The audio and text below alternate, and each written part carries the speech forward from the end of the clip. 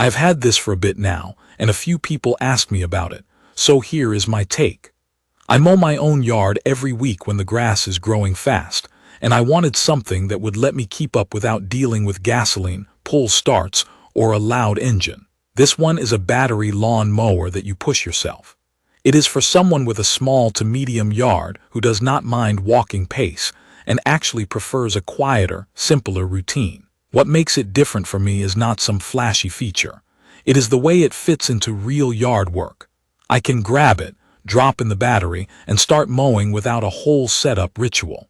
I also already had other tools that use the same battery system, so in my case it slid into what I was already doing. If you already own another tool that takes the same battery, that is convenient in a very practical way. If you do not, it still works fine. It just means you are committing to a battery and charger for the mower. I am going to be honest about the self-propelled thing. This model is not self-propelled, and that is either a deal breaker or a non-issue depending on your yard. For me, I actually like that it is not self-propelled because it feels lighter in use, and I do not have to manage a drive bar while turning.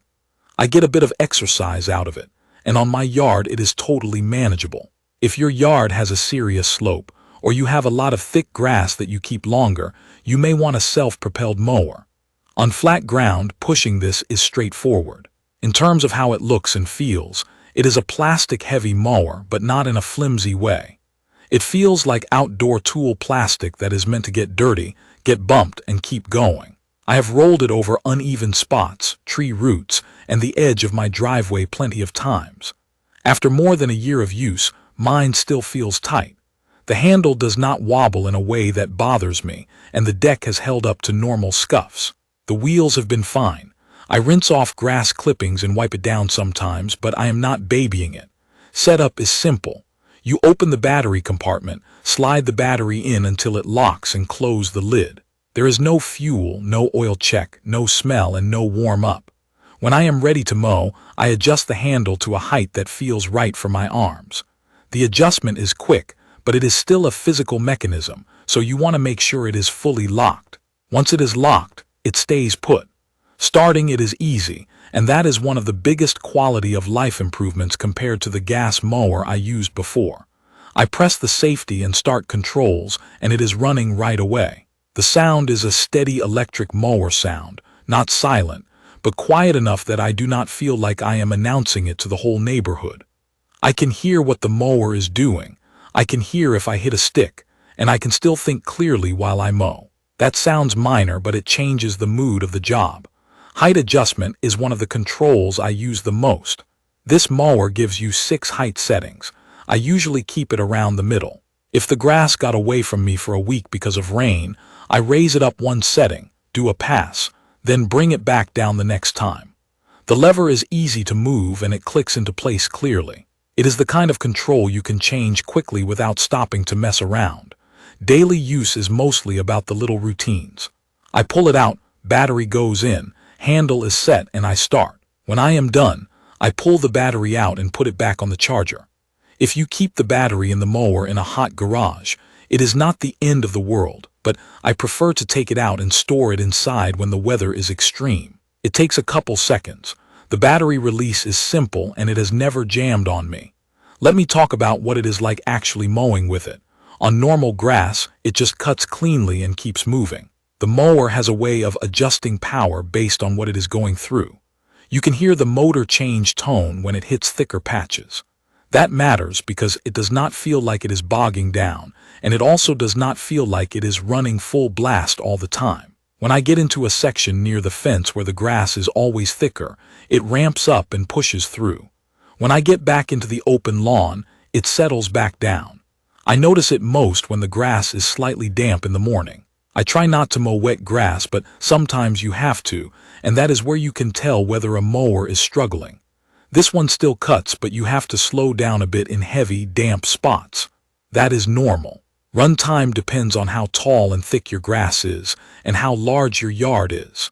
I am not going to throw a number at you that will not match your yard.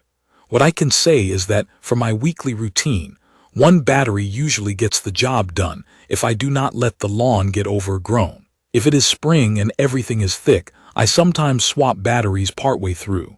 The swap is quick. I press the release, the battery pops out, I slide the fresh one in, and I keep going. That is one of the reasons I like having more than one battery around, especially if you already use the same battery in other tools. I also want to talk about mulching and bagging. I mulch most of the time because it saves me time, and I like how the lawn looks when I keep up with mowing regularly. The clippings disappear pretty well when the grass is dry, and I am not cutting too much off at once. If I wait too long and the grass gets tall, mulching can leave clumps. That is not really the mower failing, that is me pushing my luck. When I know I am cutting a lot, I either raise the height and do a second pass later, or I use the bag. Bagging is useful in fall or when I want a cleaner finish, but it is also more work because you are stopping to empty it. As for real-world obstacles, I have hit small sticks, pine cones, and the occasional hidden chunk of bark. The mower stops if something really jams it, which is what I want. I do not want it to keep fighting something and burn out. Clearing the deck is easy as long as you take the battery out first. That is something I do every time I need to check the blade area. Battery out, then I tip it carefully and clear whatever is stuck. One limitation I have noticed is that on very thick grass, especially if it is tall and a little wet, you cannot rush. You have to slow your pace and let it cut. A gas mower with a big engine can sometimes power through faster, but it is also loud and it smells and it needs more maintenance. With this mower, the trade is simple. It is calmer and cleaner to use, but you may need to adjust your pace in tough conditions. Another small annoyance is storage and handling. It is not hard to move around, but if you have a tight shed, you will still need to think about where it lives. The handle folds down, which helps, but it is still a mower, so it takes up space. Also, because it is a push mower, turning around at the end of a strip is easy. But if you are used to a self-propelled system pulling you along, this will feel different for the first couple of mows. After that, it becomes normal. On smart features in the mobile app, I want to be clear. This mower does not rely on a mobile app for daily use. That is actually part of what I like about it. I do not need my phone to cut grass. If your battery system includes app-connected features elsewhere, that can be helpful for tracking battery status. But the mowing experience itself is not something I manage through an app. I press the controls, I mow, I swap batteries if I need to, and I am done. Maintenance has been basic.